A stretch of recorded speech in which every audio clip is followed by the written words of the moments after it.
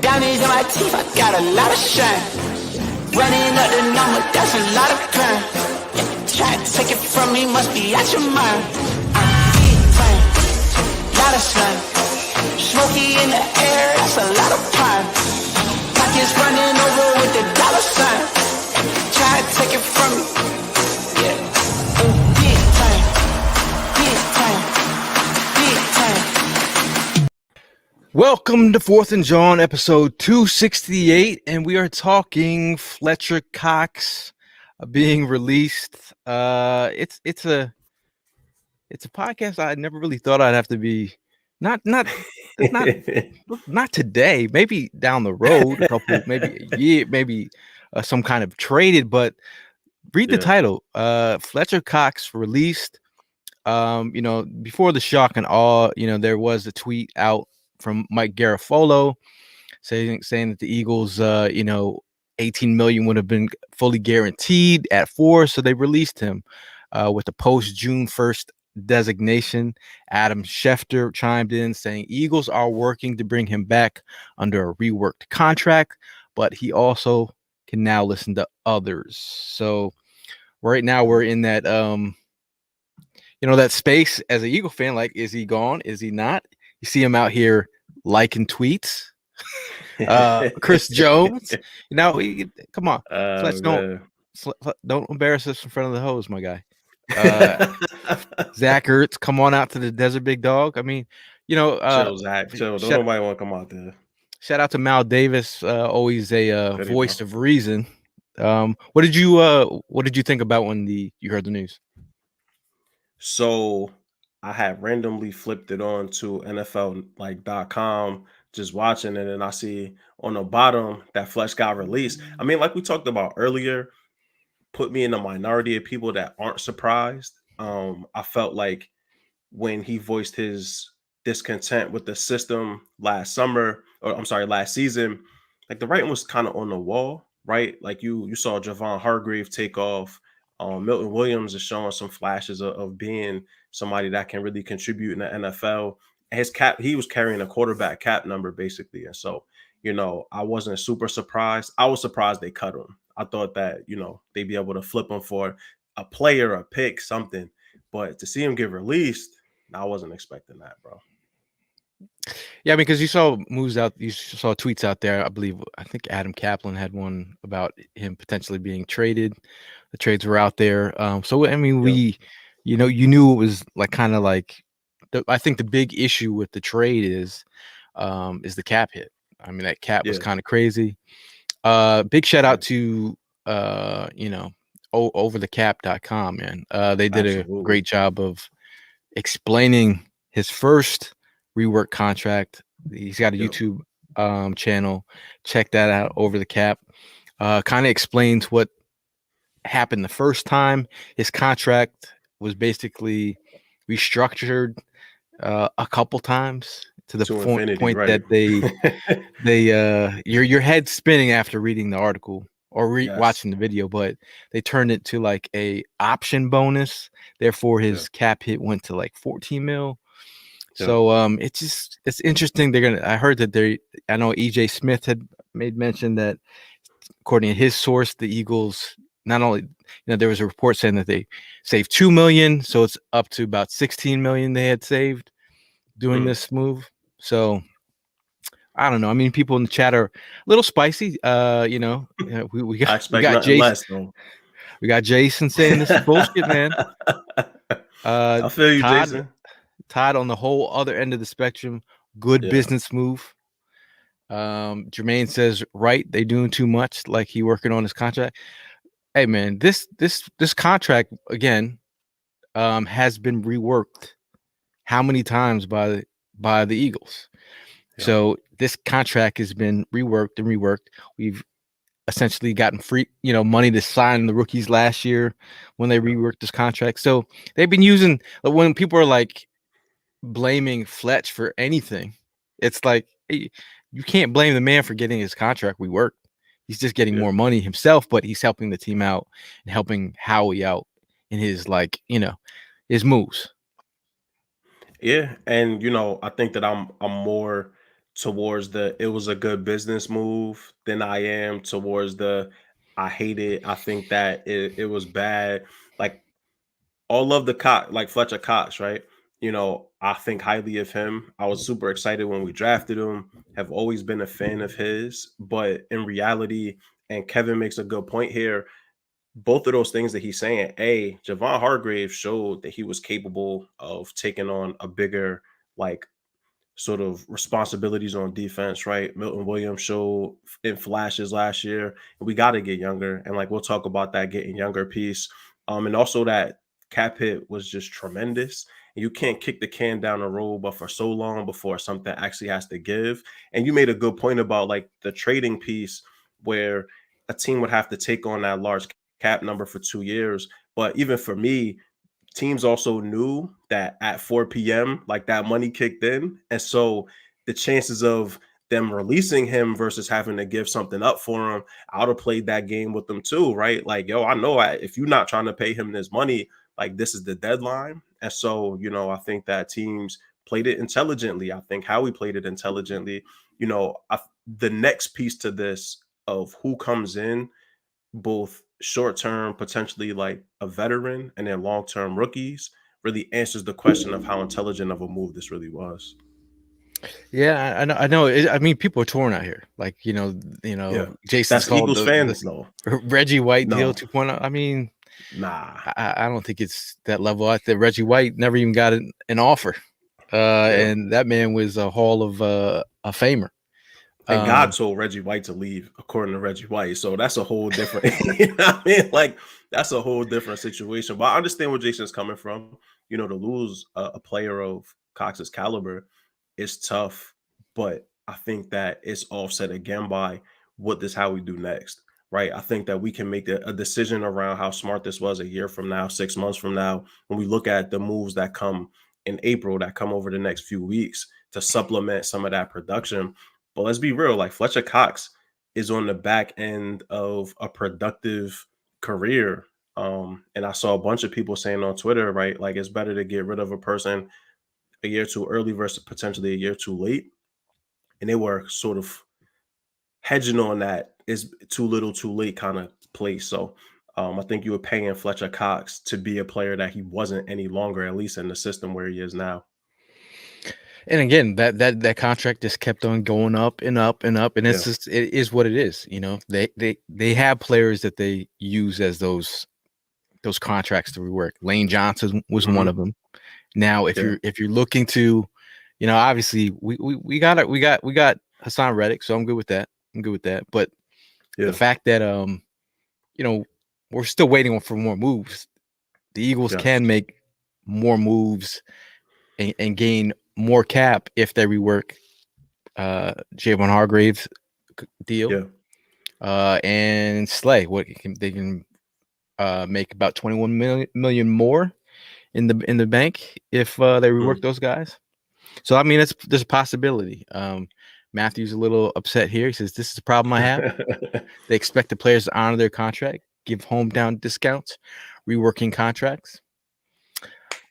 I think they're familiar with what's going on with their contract. Their agent would be dumb not to like express to them like this is how it's set up.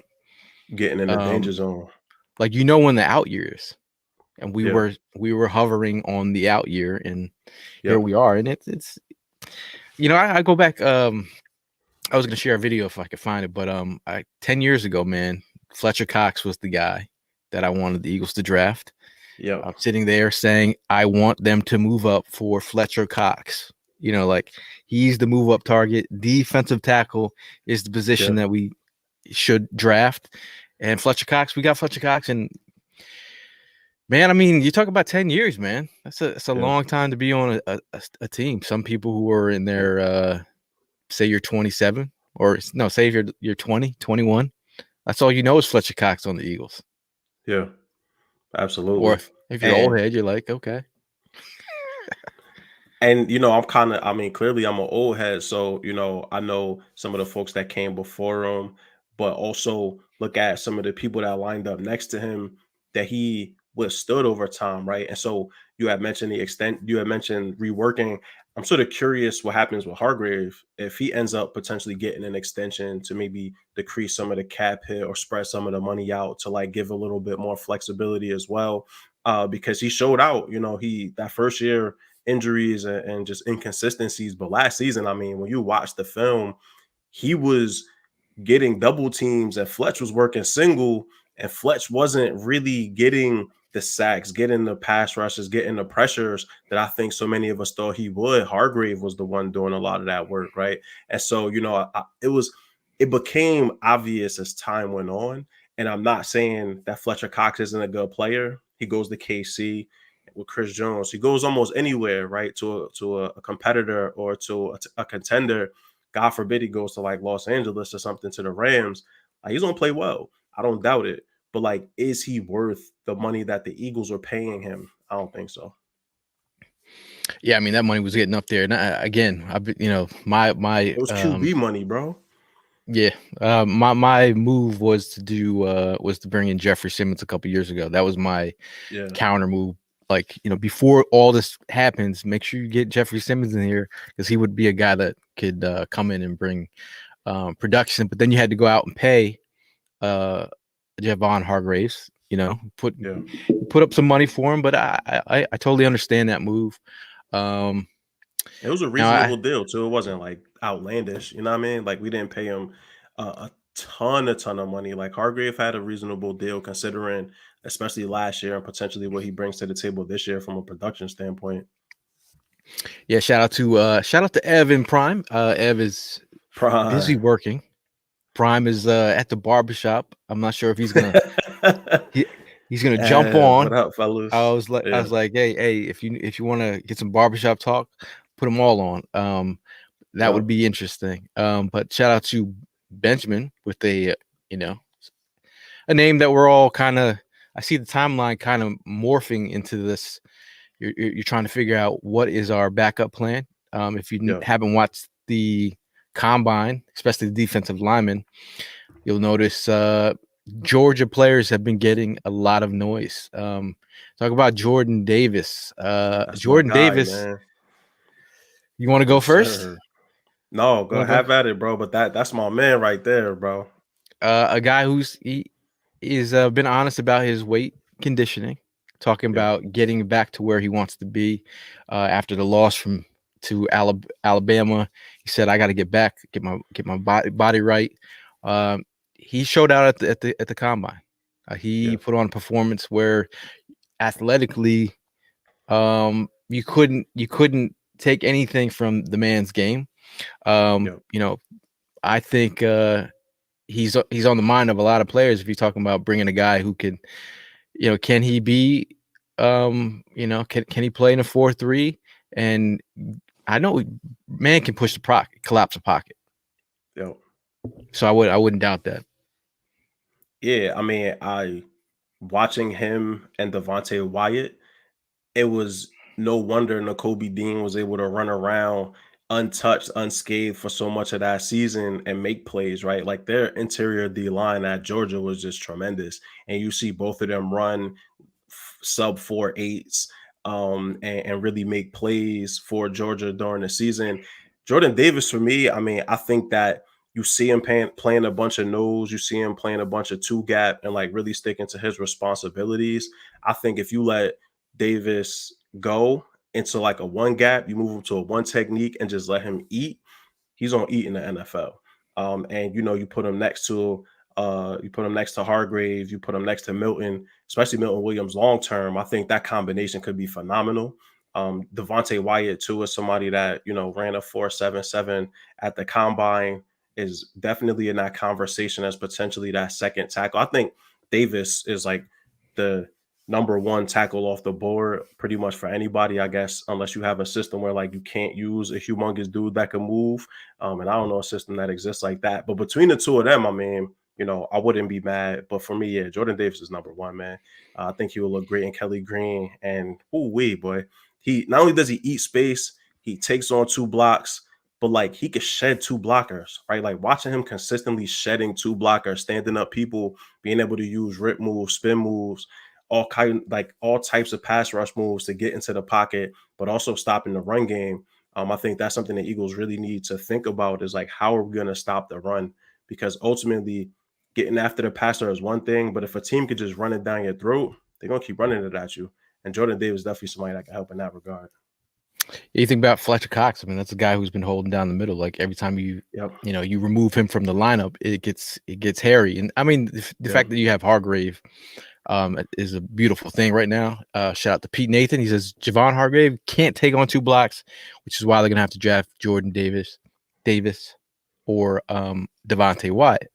And if you've been checking out the news out there, Devontae Wyatt did get a he's got an official pre-draft visit with the Eagles, who also had a phenomenal combine performance. So if you're talking about another guy, I mean, bro looks mad old. No, I think how old is Devontae Wyatt? I think Wyatt is 23, if I'm not mistaken. 23, 24. I think he's 23. I know some. For Dadrian Mathis, who we might talk about a little later, is 24 from Alabama. So there are some dudes that are a little bit older. If I'm not mistaken, Wyatt's 23. Yeah, so I mean, Wyatt had a phenomenal performance at the combine. I felt like the way he moves, again, some people may like Wyatt better than Jordan Davis for the Eagles. But take either or of them. I take either or of them. Shout out to Primo in the building. Prime. What up, Mom? Boy? How was the hair? How was the haircut? Did you get trimmed up? Oh man, yeah, come on. The works. You see the works? Nice. He just took it off. Hey, he just took it. I might have clipped two or three there. Okay. So initial feelings on do you have a feeling that Fletcher Cox is coming back prime, or you're on the fence? I know I had texted you earlier wondering what he was going to go ahead and do. But to be honest with you, no worries. I think Fletch knows this fan base loves him. Fletch knows he's home. Fletch knows this is where he wants his career to go ahead and end. So I'm confident that they're going to go ahead and restructure something and he's going to come back. So I'm going to leave it at that. I'm staying positive throughout this whole thing. It ain't going to be no games about it. You know what I mean? Fletch is coming back home. Now, Keith chimes in. He says, you guys do realize he's seen double teams, A, and B, his responsibilities in Gannon's defense caused production to drop off some, but I can dig it. And I do. Like, I feel like he got upset with his role, and he's like, bro, I'm Fletcher Cox. I'm out here doing the dirty work while I should be getting some of these, but again, we'll see. Like, if they don't mesh together, it's one got to go. And I love and Fletcher also Cox, with that, like Keith, we definitely realized that. And I think I addressed that earlier, but in reality, he was also seeing less of that. Once he voiced that concern, he also saw less of that, and some of that responsibility shifted to Hargrave, right? And so when he was seeing some of those single opportunities, he still wasn't producing the same way that we're used to. And so, like Gail said, right, like if the production doesn't match, especially when you're kicking up that much money and you can get somebody cheaper and younger, you have to. I think that's just football. That's the business aspect of this. You keep kicking that money down the road and you making quarterback numbers, man, you better be putting up hellacious production no matter what that role is. And so, he was asked to do multiple things within that system, but that wasn't going to change. So if he can't do it, he can't do it. Let him go somewhere where he can. Now, Mr. Cross says, I am an old head here. Going to be weird to see him go, but I think it's time. I think there's moments in your Eagles fandom where you do realize that some players, it's like, okay, it's time. Brian Dawkins, when he was moved on, you're like, nah, tough. It wasn't not his time yet. That wasn't it. I'm trying to think of other players where you're just like, when Trotter was moved on, you were like, I get people feel this way, but my thing is like, do you think it would have been better off trading him to get something in return, or do you just go ahead and let him walk? In this perspective. Well, that contract was so everybody was waiting. Yeah, the contract was big. Don't get me wrong. I know some teams were calling last year, but I think now they're just like, oh well, they're gonna have to make a move on it somehow. Just wait it out, and here he is out here liking tweets. Because my thing is like, if he's so in love with, he doesn't want to uproot his life right now, like he likes what's going on, does he take a discount? Does he just ride it out? I mean, he's going to be one of the best Eagles players in history, defensive players, one of them. Does he just ride it out and, but he still got some game in him. Absolutely. And I think you see Von Miller get his second $100 million contract at 32.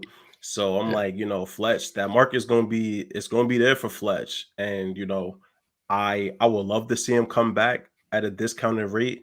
But if you're Fletcher Cox, do you take a discounted rate to come back to a role that you already weren't happy in? Right? Like, it's so many different pieces to that you have to think about. And so I think Fletch goes somewhere where they'll just let him pin his ears back and do what he does best. And not have to be responsible for gaps or multiple gaps and not have to be the dude doing the dirty work. So, at the end of the day, I'm like, his position isn't relying on sacks, sure.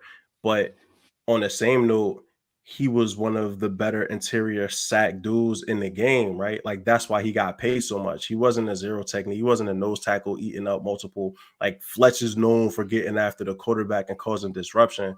So you can say that out of one side, but on the other side, that's what he was getting paid to do. So if you're not getting after it and your numbers fall off that much, gotta think about it, bro. I mean, Maul, you touch on some key points there, man, and it is going to be tough to go ahead and swallow if he decides to go ahead and walk to a different team. But hey, at the end of the day, it's the business. That's what we got to prepare ourselves for. You think the Eagles are like, hey man, go ahead, find yourself a deal, get some comparable rates? I mean, if we're talking about the Eagles today, if we're talking about the Eagles today, the way we set up, I can see that. Well, I'm sure they've got some like extra dead money they got to pay him anyway that he's going to be paid next season. Correct? Is that how it works? Right. I mean, look, the way they're giving out stupid money now. I mean, look at that Von Miller contract. Like, what the hell? Not only that, Christian Kirk. Look at that contract he got from Jacksonville. I mean, come on. So Raxic says if we can structure and get Cox back, that would be nice. Still get Davis or great DT. We can talk about some of those DTs in the first round. We went over Davis. We went over Wyatt. Then if you're going to the second round, Travis Jones. Travis Jones had a tremendous combine. I was there to see it in person. You got a chance to see him at the Senior Bowl too, right? Yeah, I mean, not combine. I mean, the Senior Bowl, very disruptive. Bowl, So, and then another player that Mal is high on, Perrion Winfrey. Hey, yo, Perrion, man. And so Perrion only got a chance to really play 2 years after coming out of JUCO. His senior year, though, went stupid at OU with 11 tackles for loss and 5 sacks. And really getting a chance, too, to see him in some of those one-on-one drills at the Senior Bowl and ran relatively well, right? Like ran a sub-5. He ran a 4.89, 40 at the combine, had some decent get-off. Definitely somebody I see as like a disruptive 3 technique in the NFL. And so, I think that these dudes, they're definitely – if there was ever a year to lose your star caliber defensive tackle – this is probably the year, right? Like in a relatively stacked year for D tackles for inside D linemen. Yeah, man. I'm just I'm trying today. I'm gonna be honest, man. Like keeping up with all the news today, I can't keep up. Yeah. I've been trying. I've been posting. If you see anything on board and Jawn, I've been out here trying to like. And then you've been getting after it. I'm trying to balance work life and like football life and Fourth and Jawn life. You're like, bro, this is so. For any of my coworkers watching, I'm sorry. I'm sorry. I will get back at it tomorrow. So I mean, overall, the moves out here that have been, honestly, every Fletcher Cox is on the mind right now. But the moves that have not been made out here, we've seen Allen Robinson go off the board.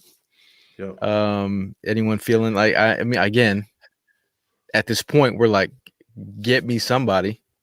Yeah, and that's where I was at with Allen Robinson. Like, last week I talked about it. I really wasn't too thrilled or too big on signing him, with the Chicago Bears, thanks to Alshon Jeffries and everything. But hey, look, it's better than where we were at. So at this point, and then with no moves being made besides the signing of Hassan Reddick, I'll take anything, but obviously we missed out on that too. I mean, just getting the news that he signed a 3-year with the Rams, it's just like, oh, it goes another missed opportunity.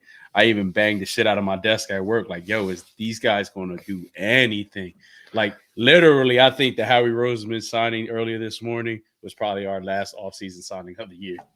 Like, and that's the thing. Like during this phase, you're like, all right, we're waiting for deals. All of a sudden, Howie gets his deal. We're like, yo, that's not the news we wanted to hear today. No, like, not at all. I mean, like, I get it. I'm not saying he's a bad Yeah. GM.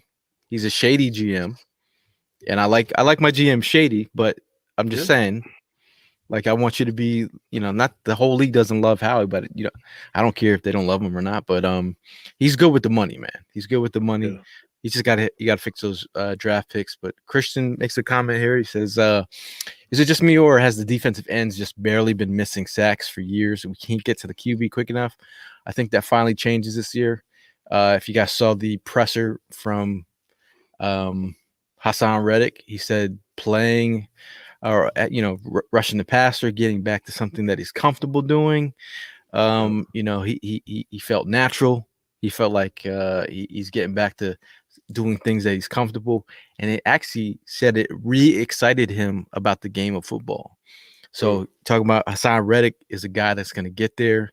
I love the way he flattens, man. He gets like a arm or leg around, and he just flattens and comes right down on the quarterback. So Jalen Hurts knows all about that. He says that Jalen Hurts reached out to him and said, "I'm glad you're on my team." He was, and one of the things that really surprised me about Reddick was his handwork and like hand placement.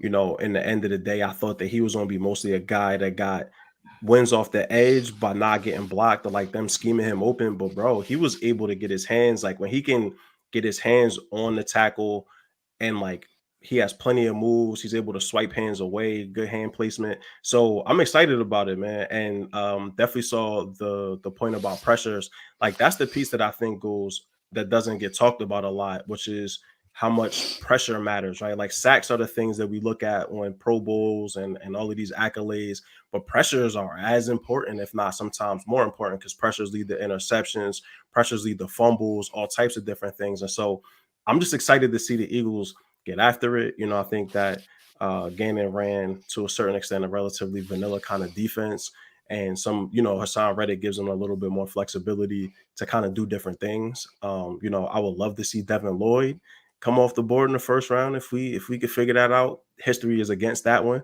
but we still need a linebacker, man, and we still need somebody that can do the dirty work next to TJ Edwards and cover tight ends and running back. So we'll see. Definitely a lot more work to be done. We're talking about wide receivers though. I'm hoping Drake London, bro. Like that's the one that I'm hoping for. If he falls to that 15, 16, 19, he would be the perfect complement to the dudes that we have as like that jump ball dude on the outside.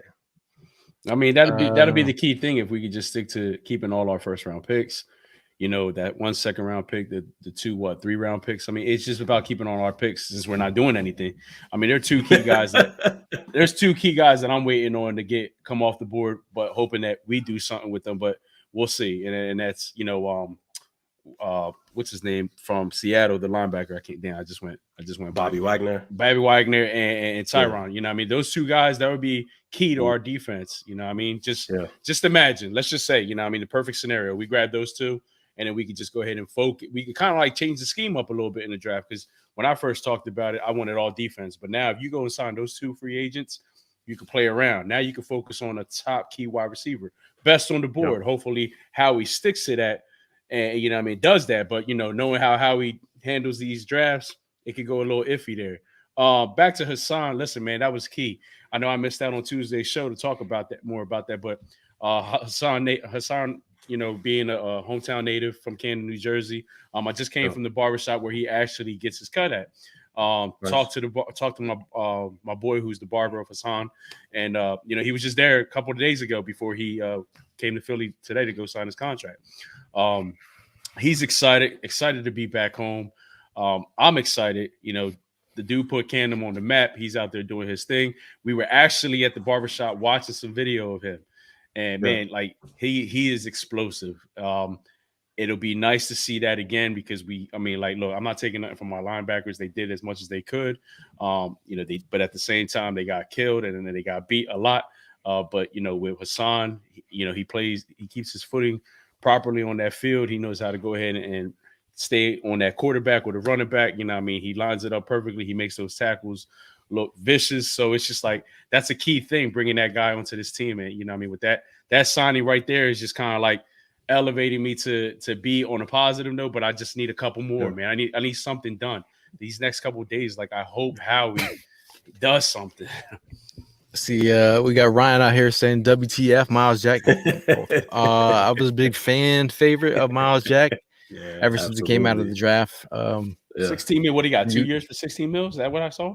I was like, it was around 8 mil a year, right? Yeah, around there. I mean, like, come on, Howie, you couldn't do that? Jesus Lord. We also got to remember the other piece, man. People also have to feel the need to come to Philadelphia, right? Like, it's one thing. We have no idea who he's negotiating with versus who actually wants to join the Eagles. And not saying the Eagles aren't a good team to join as much as, like, dudes have all, like, the reason Hassan came home. Like, dudes want to be closer to family, closer to friends, do these different things. And so the offers might be out there, right? Like, Howie and his team might be doing that work. But in the end of the day, the decision-making process might be greader than what we can see. And I just try to keep that in mind when we miss on trying to say crab fries aren't enough to get you here. You don't like crab fries, bro? Personally, I do not. That wouldn't be what got me here.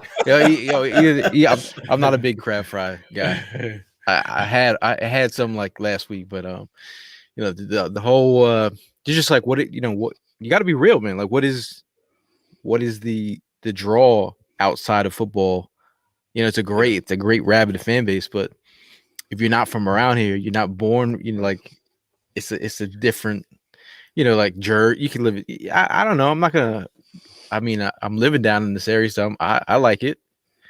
Right now, I'm going back to New York in a next week. I mean, and it's a key point. Like, I mean, it's true. How do they negotiate everything? It's not. It's like Moss mentioned. It's not just about football. It's about your livelihood, where you're going to be staying at. What can we do to go ahead and accommodate your living here in the area, so you can be comfortable, your family can be comfortable. Yeah. So like all that plays. I mean, you see players, reaching out to other players like, yo, come and play with us. We're going to make things happen. Yeah. We got a chance to do this. We got a chance to do that. Right now, it's kind of hard to back that up. Hurts is in that developing time frame. I don't know. Guys might not be patient, to go ahead and wait for that. I mean, I saw a comment earlier. A lot of these veterans are looking to go chase that ring. So, they're going to try to go take, the easy way out and go get on at that Super Bowl team, or that, that team that's pretty much built up with, some key players. So it's all that plays into effect. So, I mean, again, it's just going to be interesting. But we got one off the board. Again, I'm gonna say it again. That's a key one. It is a key one, but I need more, man. And then the part that I'm trying to understand is why we still got names such as this name on the board right here. Why is he still on the squad? I'm not understanding. I'm not understanding. But I mean, I just please like why? And another one. Why is he on both of them? I don't get it. I don't get it. I'm I had posted on the 4th Jawn account like. What are y'all doing, Eagles? Like, can you give me an insight of like what is the rhyme or reason? Like, is this move for something? Obviously, they're not gonna tell us, but I'm just saying in general. You're just like, bro, it's already Thursday. Tomorrow's gonna be Friday. We need another move. I'm not trying to be like the Jaguars or anything. You're not gonna. We all saw the dream team assembled, but I'm just saying some moves that make sense, some more clarity. Again, we've asked for that veteran presence, and now it makes me feel like they're gonna go a basic ass for wide receiver, and then potentially hit the draft. You know what I mean? Yeah. So I would love to see him address safety. Like I feel like safety is one of those spots that we can't just have a band-aid. Like if we could get Tyrann Mathieu, that would be amazing. Christian, I'm all about either of those dudes, London or Burks, all for it. But I think there has to be something. Also, part of me is sort of wondering if things are still in a continuous holding pattern until Deshaun Watson makes his decision around where he's going. And then like I feel like maybe a bunch of dominoes fall at that point because there's all that speculation. People are just waiting to play with him. So the team he goes to, they'll have to release for like there's still plays to be made. Kazir White is one of the folks that I was kind of optimistic about potentially joining the Eagles as like a dude on the rise. He's from PA. He's from PA, right? Like played his ball around here. Could be looking to come home. Is able to stop the run and definitely play the pass. 2-year deal. Maybe bring him in, see what he's got, and maybe groom a rookie across that time. A lot of the big names are gone though, right? So I'm with y'all. Like, what are we gonna do at this point? Now, Brandon makes a comment down. He says, would you guys give up number 19 for Metcalf? He says, Brandon says, I would. Is this a move? Is this a move of desperation now? The thing about Metcalf is that he's gonna be one of these dudes that wants 20-25 mil a year to play wide receiver, bro. Yeah. I don't know that I'm committed to him. Because I mean, that's my only thing is like if you give up a 1, you're not only giving up a 1, you're also spending money on top of that because he's going to want a new contract. But according to Steven Nelson out here, nope, that's not him. There is no such thing as cap because that's cap. Okay, that's definitely cap. Look at the Saints, bro. Like they were like $1 billion over the cap. Now they got all the cap space now. It's all cap, bro. I was like, there is no such thing as cap. Listen, cap. If there's a possibility that we could give up the number 19 for Metcalf, I mean, I guess we'll just see. But I'll even throw the other number 19 in there as well. If you want him, you can have him. He can carry Metcalf's bags to the airport with the umbrella. Also, we had another update from CB Lucian 3 says Fletcher hasn't updated his Twitter bio for what it's worth. So for all you guys holding on, a lot of people wait to see that get changed. What else we got here in the comments, man? I mean, again, Misty said loves the crab fries. Davante Adams traded to the Raiders. What? No way. For real? True? Is that true? Oh my God, yo! I see 3 comments here. Packers are trading Pro Bowl. This is from Adam Schefter. Packers are trading Pro Bowl Davante Adams to the Raiders for 2 prime 2022 picks. Wow. Yo, but I'm not surprised though. Like when Aaron Rodgers took all that money to come back, he put the Packers in a tough spot, bro. And like if I'm Davante, I would have sat. I'm not coming back for this is gonna be his last chance at a potentially big time deal. And they're gonna salary cap, keep playing these games with you. Like, go for Davante, bro. Go get your paper, bro, and get away from that dude 12 in Green Bay. Wow. The chat, shout out to the chat. Everyone is spicy. Rack Shack, who that division is loaded, man. That division is loaded. Yeah. Wow. Bro, that's crazy. Because if you think about Aaron Rodgers, that's his dude. And you just traded his dude. I know more. But again, when you come back and you demand that level of money, knowing damn well they have to still resign your dude. Yeah, you didn't think about your dude, bro. Yeah, you didn't think about your dude. Yeah. So I agree. Hey, man, and when they put the franchise tag on him, and he said he wasn't playing on the franchise tag, I believed him. Like, yo, this dude is a dude that had to suffer through injuries, has been one of the most productive inside, outside receivers in the game over the last how many years. He got to get his paper. Now is the time to get that bread, bro.